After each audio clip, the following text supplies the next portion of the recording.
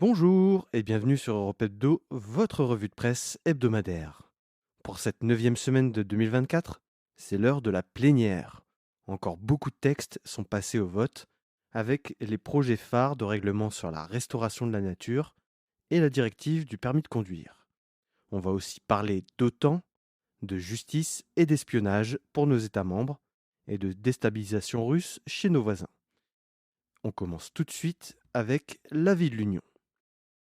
Élections européennes. Le parti de la gauche européenne désigne Walter Bayer comme tête de liste. Samedi 24 février se tenait le congrès du parti de la gauche européenne, fédération européenne à laquelle appartient le Parti communiste français. À cette occasion, le congrès a désigné la tête de liste pour les élections européennes, et c'est tout naturellement leur président, Walter Bayer, membre du Parti communiste autrichien, qui devient concurrent d'Ursula von der Leyen pour la présidence de la Commission européenne.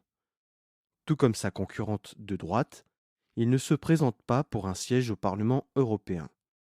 Il a très peu de chances de devenir président de la Commission, étant donné que son parti est l'un des plus petits au niveau européen. Agriculture.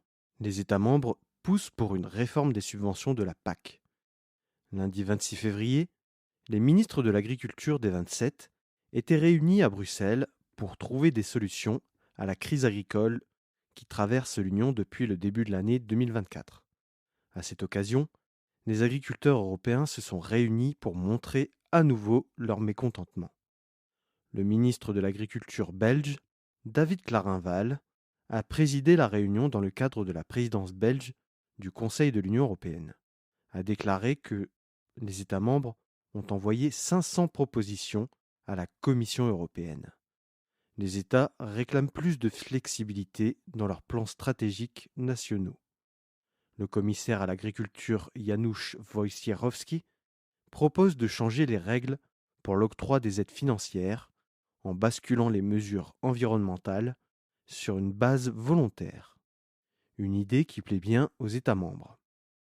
Le ministre allemand de l'Agriculture, Cem Özdemir, rappelle que la réforme de la politique agricole commune, qui a abouti en 2021, a rendu des compétences de gestion aux États membres, et rappelle à ses homologues que cette gestion nationale rend aussi responsables les gouvernements que la Commission. Environnement. Le règlement sur la restauration de la nature adopté au Parlement européen. Mardi 27 février, le Parlement européen a adopté le règlement sur la restauration de la nature.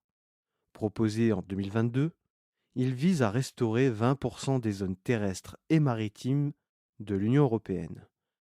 Attaqué par la droite et l'extrême droite au cours des derniers mois, le texte a été amoindri concernant les objectifs et le calendrier. D'après des experts, publiés dans la revue PNAS, 20 millions d'oiseaux disparaissent chaque année depuis 40 ans. Une autre étude montre que 70 à 80% des populations d'insectes ont disparu des régions où l'activité humaine et l'agriculture intensive sont dominantes. Enfin, le GIEC préconise une restauration de 30 à 50% des écosystèmes riches en carbone. Même si le règlement est un peu en dessous des recommandations, il devrait aider la biodiversité à se développer à nouveau. Des objectifs spécifiques ont été fixés pour les insectes pollinisateurs, les forêts, les écosystèmes urbains, agricoles et marins, et la connectivité des cours d'eau.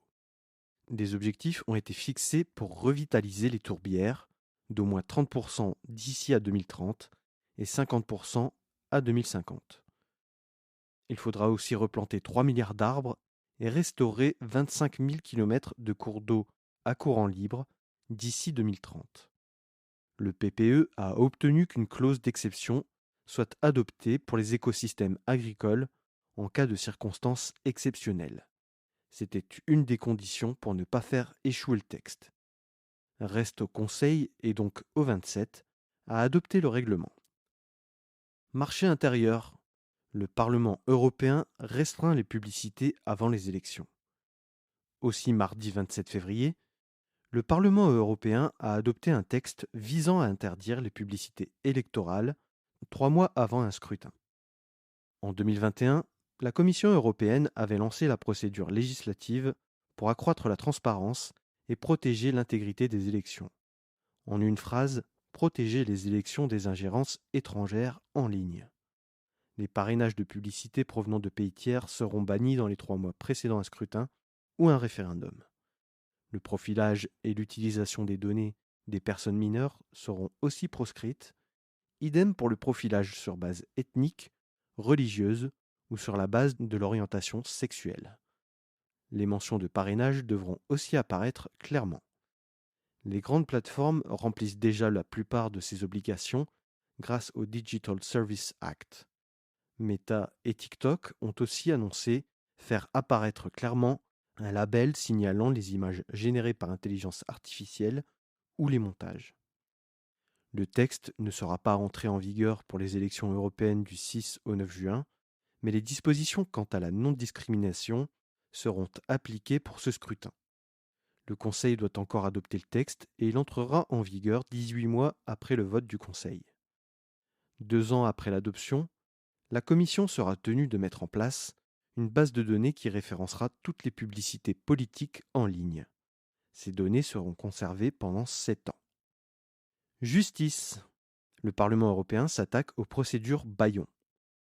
Encore mardi 27, le Parlement européen a voté le projet de directive sur les procédures judiciaires abusives à une très large majorité.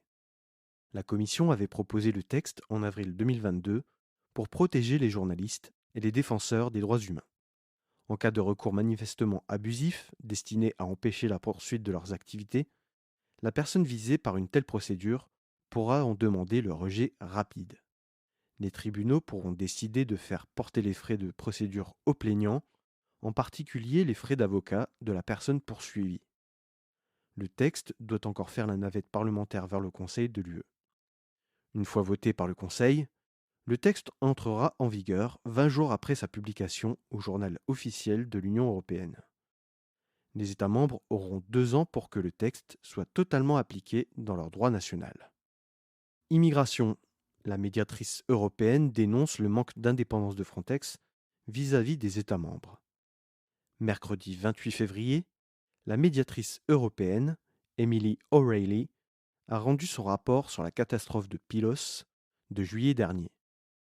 Au large de la ville de Pylos, en Grèce, un bateau transportant 700 migrants avait coulé, coûtant la vie à plus de 600 d'entre eux. Dans son rapport, la médiatrice démontre que les autorités grecques n'ont cessé de freiner l'intervention et ont même gravement entravé les possibilités d'intervention de Frontex. Les gardes-côtes grecs n'ont cessé de repousser les opérations de recherche et de sauvetage, ne remplissant pas, de fait, leurs obligations vis-à-vis du droit international. Sur ce point, elle conseille à la Commission de mettre en place une agence en capacité de vérifier la conformité des actions des États avec le droit international. Elle pointe du doigt le manque de directives internes à Frontex concernant les signaux d'urgence, mais surtout le fait qu'il revient aux États de définir le type de procédure qui s'applique. Frontex ne peut pas s'arroger le droit d'intervenir directement. Et dans le cas de Pylos, l'enquête révèle que Frontex a proposé 4 fois aux autorités grecques de survoler la zone sans réponse. La réponse grecque est arrivée trop tardivement, empêchant de facto une intervention qui aurait pu sauver des vies. La médiatrice exhorte l'Union à modifier le mandat de Frontex et à mettre en place une commission d'enquête pour clarifier les responsabilités dans les échouages en Méditerranée. Transport. La directive sur le permis de conduire, adoptée mais édulcorée. C'est certainement le dossier qui a fait le plus de bruit cette semaine. La révision de la directive sur le permis de conduire, proposée par la Commission européenne en mars 2023, passée au vote mercredi 28 février. La Commission a pour objectif de réduire les décès dus à des accidents de la route et à améliorer la sécurité routière en général. La révision a été adoptée non sans mal. La Commission des transports du Parlement européen préconisait notamment un renouvellement du permis tous les 5 ans, accompagné d'une visite médicale obligatoire pour les conducteurs et conductrices de plus de 70 ans. La visite médicale obligatoire a été simplement transformée en recommandation à l'attention des États membres et propose une auto-évaluation pour les conducteurs et conductrices qui en ressentiraient le besoin. Déjà 14 États membres ont mis l'obligation d'examen médical dans leur droit national, avec des conditions encore plus restrictives. Autre point de crispation, la conduite accompagnée et l'abaissement du seuil pour le permis de conduire à 17 ans et les voitures à vitesse limitée à partir de 16 ans, les deux réformes sont passées. Le permis sera à renouveler tous les 15 ans, et ce pour tout le monde. Le texte doit passer au Conseil pour être adopté définitivement. La rapporteure du texte, l'eurodéputée verte française Karima Delli, se dit prête à lancer le débat au niveau national, étant donné qu'une majorité d'eurodéputés français se sont prononcés pour la visite médicale obligatoire. Économie. La dynamique de baisse de l'inflation se poursuit, la BCE reste prudente. L'agence statistique européenne Eurostat a publié le vendredi 1er mars les chiffres de l'inflation. L'inflation sous-jacente, c'est-à-dire hors des prix volatiles de l'alimentation et de l'énergie, est redescendue à 3,1% en février contre 3,3% en janvier, un taux jamais vu depuis le début de la guerre en Ukraine. L'inflation globale est passée de 2,8% à 2,6%, ce qui rapproche l'inflation de l'objectif de la Banque centrale européenne à 2%. Pour tenter de contrer l'inflation, la BCE a relevé les taux d'intérêt 10 fois pour atteindre 4% en septembre 2023. Le taux est maintenu, mais si la dynamique se poursuit, il se pourrait bien que la BCE baisse à nouveau les taux d'intérêt cet été. C'est là un jeu d'équilibriste, il ne faut pas baisser les taux ni trop tôt ni trop tard. Les gouverneurs des banques centrales nationales tablent sur juin au plus tôt, même si les gouvernements nationaux poussent pour que la BCE agisse au plus vite. International. La Commission européenne débloque une aide financière pour l'Agence des Nations Unies pour les réfugiés palestiniens. Alors que l'agence était sous le feu des critiques après que certains de ses employés aient été accusés d'être impliqués dans les attentats du 7 octobre, et que certains pays donateurs ont purement et simplement suspendu leur financement à l'agence, l'Union européenne envoie un message fort. Alors que l'enquête interne à l'agence est menée par l'ancienne ministre des Affaires étrangères française, Catherine Colonna, la Commission européenne annonce le vendredi 1er mars débloquer 50 millions d'euros à destination de l'Agence des Nations Unies. Une somme qui s'ajoute aux 68 millions d'euros d'aide humanitaire et les 125 millions d'euros prévus pour l'exercice 2024. La Croix-Rouge et le Croissant-Rouge seront chargés d'acheminer l'aide européenne. En interne, le déblocage des fonds faisait débat entre le haut représentant aux affaires étrangères, Josep Borrell, et le commissaire à la politique de voisinage de l'UE, le Hongrois Oliver Várhelyi. Josep Borrell, aussi soutenu par le commissaire responsable de l'aide humanitaire, Janez Lenarčič, défendait le déblocage de l'aide en l'absence d'alternative. La condition était que l'agence fasse la lumière sur l'implication de ses employés et les failles qui auraient pu mener à ces agissements. Les deuxième et troisième tranches de l'aide seront débloquées si l'enquête continue. L'Allemagne, le Royaume-Uni et la Suède ont gelé leur aide le temps des investigations. La France n'a pas gelé sa contribution mais ne l'a pas versée non plus et n'a pas l'intention de le faire pour le trimestre en cours. L'Espagne, l'Irlande, la Norvège et le Danemark continuent leur versement et ont même décidé de compenser en partie le gel des autres donateurs. Passons désormais au club des 27. Bulgarie. Le pays se dit prêt à rentrer dans la zone euro en 2025. C'est par la voix de son ministre des Finances Asen Assilev que la Bulgarie a annoncé ses bonnes chances de rejoindre la zone euro en 2025.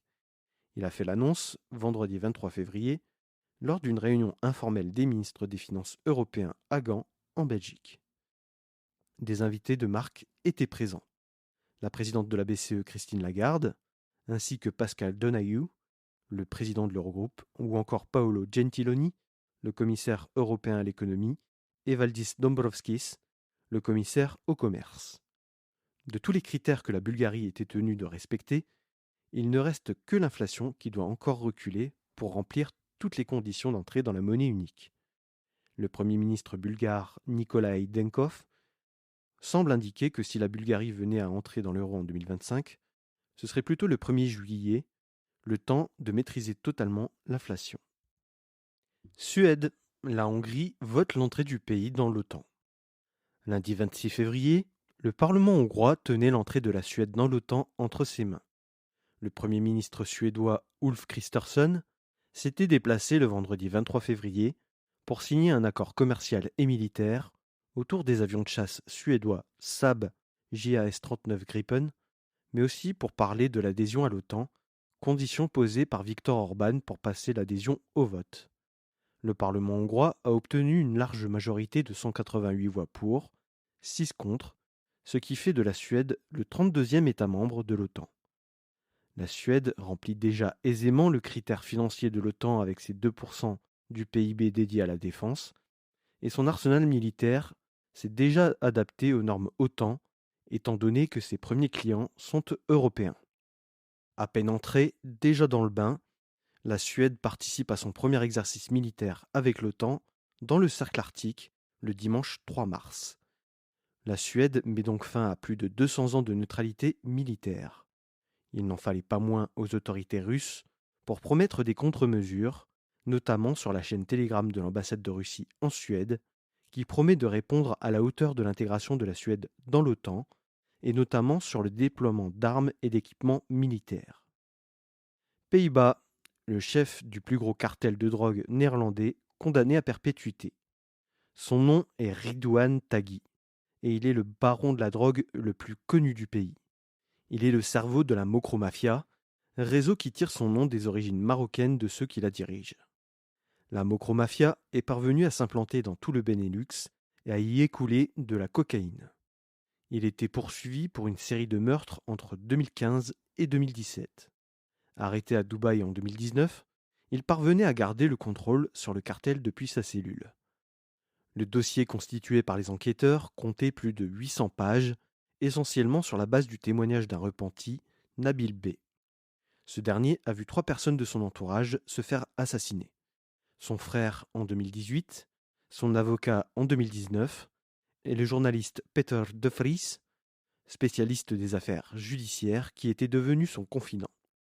La Mokromafia avait une influence telle que les forces de sécurité du pays ont mis le Premier ministre Mark Rutte sous protection renforcée. L'armée a été appelée pour sécuriser le tribunal et l'identité des juges a été gardée secrète. Les charges étant tellement nombreuses, Ridouan Taghi a vu plusieurs avocats jeter l'éponge, le forçant à se défendre par ses propres moyens. 16 autres suspects ont été condamnés à des peines allant d'1 an et 9 mois de prison à la perpétuité. Roumanie, la cigarette électronique interdite aux mineurs. La Chambre des députés roumaine a voté l'interdiction de la vente de divers produits liés au tabac aux mineurs, qui comprend les cigarettes électroniques et leur recharge, les produits de tabac chauffés, mais aussi les substituts de tabac sans fumée. Cette interdiction vaut autant pour les magasins physiques que pour ceux en ligne, mais aussi pour les distributeurs automatiques. Les établissements d'enseignement seront en première ligne, avec une obligation de changer leur règlement intérieur concernant la vente, la possession et l'utilisation de ces produits dans l'enceinte de l'établissement. Les amendes pourront aller jusqu'à 20 000 € selon la gravité de l'infraction. Cette législation répond à l'augmentation ces dernières années de la première consommation entre 13 et 15 ans, qui dépasse le tiers de cette tranche d'âge. République tchèque. La loi sur le mariage pour tous rejetée. Quelques jours après la Grèce, la République tchèque pouvait devenir le 17e État membre à adopter le mariage pour tous. La Chambre des députés a finalement rejeté la réforme. À la place, les députés tchèques ont consenti à doter le droit tchèque d'un partenariat civil qui aura la plupart des garanties d'un mariage, comme la propriété conjointe et la pension de veuvage. L'adoption sera limitée à l'enfant du partenaire. Pour un enfant adopté, il faudra passer par une procédure avec le premier parent pour ensuite passer à la procédure de coadoption. Les associations LGBT tchèques dénoncent une usine à gaz qui vise à décourager les partenaires de même sexe concernant l'adoption. Le texte doit aller au Sénat avant son adoption définitive. Espagne. La Cour suprême poursuit Carles Puigdemont pour terrorisme. La plus haute instance judiciaire espagnole lance une procédure qui pourrait bien faire basculer le gouvernement. le gouvernement de Pedro Sánchez s'acharne depuis des mois à garantir l'amnistie des membres de Junts per Catalunya, garantie qu'il a consentie pour pouvoir former son gouvernement et avoir la majorité de soutien à la Chambre des députés. La Cour suprême a annoncé le jeudi 29 ouvrir une enquête pour terrorisme contre Carles Puigdemont et quelques-uns des dirigeants de Junts per Catalunya qui ont participé à la tentative de sécession de 2017, mais aussi pour Tsunami démocratique, une plateforme qui appelait à protester contre la condamnation de 9 indépendantistes en 2019. À cet effet, des militants indépendantistes ont fait le blocus de l'aéroport de Barcelone, coupé des routes et lancé une guérilla contre les autorités espagnoles à Barcelone. Les juges de la Cour suprême tentent de relier Carles Puigdemont à ces événements. Depuis plusieurs semaines, Junts per Catalunya et la gauche républicaine de Catalogne réclament que les délits de terrorisme soient inclus dans la loi d'amnistie. La pression s'accentue sur le gouvernement espagnol qui pourrait perdre le soutien du parti qui garantit son maintien au pouvoir. Lettonie, le musée de l'occupation attaqué. Ce n'est pas la première fois qu'un musée de Riga est attaqué. Ça devient même récurrent depuis le début de la guerre en Ukraine. Jeudi 29 février, le bureau de sa directrice a été forcé par un homme cagoulé, muni d'un marteau, et il y a jeté un cocktail Molotov. L'attaque n'a fait que des dégâts matériels. Mais le symbole est fort puisque le musée retrace la double occupation nazie et soviétique. Il a déjà subi plusieurs attaques depuis sa rénovation, qui a pris fin en avril 2022. Un acte de déstabilisation, probablement russe, qui fait suite à un acte de vandalisme et une alerte à la bombe au Corner House, l'ancien siège du KGB à Riga, qui abrite un musée sur la police politique soviétique. Autriche et Pologne, des idées pour réduire l'importation de produits russes. Les élections législatives se rapprochent en Autriche et c'est le moment aussi d'afficher des positions fortes. Le gouvernement autrichien, Alliance des Verts et de l'EVP, le Parti démocrate chrétien, a révélé mi-février que l'Autriche avait un approvisionnement en gaz venu à 98% de Russie. À l'aube des législatives, les partis rivalisent pour promettre une réduction de la part russe dans le gaz national. C'est une question morale qui secoue le pays, mais aussi une question financière, puisque les consommateurs autrichiens payent leur gaz 20% plus cher que leurs voisins européens. L'avantage, c'est que l'Autriche dispose de stocks importants, à hauteur de 80% de ses capacités, ce qui lui permettrait de tenir un an. Réside une contrainte et une contrainte de poids. Le fournisseur autrichien du gaz, OMV, qui dispose d'un contrat avec Gazprom, n'est détenu par l'État autrichien qu'à hauteur de 31,5%, ce qui l'empêche de dénoncer le contrat à la place de l'opérateur. Aussi, le contrat a été signé en 2018 et n'arrivera à échéance qu'en 2040. OMV a raté une occasion de casser le contrat alors que la Russie n'avait pas livré la quantité promise il y a un an. La seule note discordante est celle du parti d'extrême droite, le FPE, ouvertement pro-russe, qui souhaite poursuivre le contrat dans les mêmes termes. Côté polonais, le gouvernement veut s'inscrire dans la continuité de la Lettonie, qui a interdit les importations agricoles en provenance de Russie et du Bélarus jusqu'à 2025 au moins. Ce serait d'après Donald Tusk un moyen de réduire la pression sur les céréales européennes tout en pénalisant moins les céréales ukrainiennes. Allemagne, une affaire d'espionnage secoue le pays.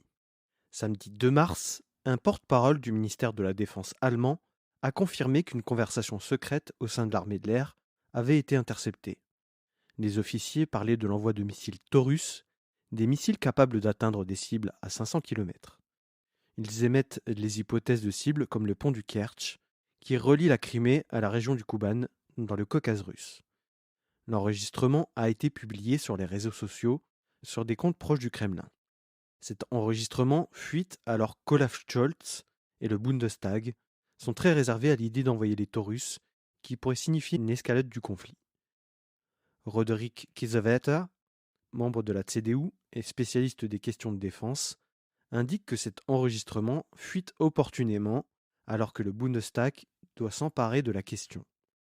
Il met aussi en difficulté le chancelier qui indique depuis des mois que les missiles nécessitent du personnel qualifié au sol, ce qui induirait la cobelligérance alors que les officiers espionnés indiquent qu'une formation de quelques mois des Ukrainiens suffirait à utiliser les missiles. Ce qui pourrait bien fâcher les Ukrainiens qui manquent pourtant de munitions à tous les niveaux, mais encore plus sur des missiles d'une telle portée qu'ils réclament depuis quelques mois. La conversation venait d'une visioconférence sur Webex, ce qui sort totalement des protocoles de sécurité. Et cela pose la question d'une taupe au plus haut niveau de l'armée allemande, ou sur la légèreté de l'armée concernant les garanties de confidentialité de telles conversations. Passons enfin à la rubrique Nos chers voisins.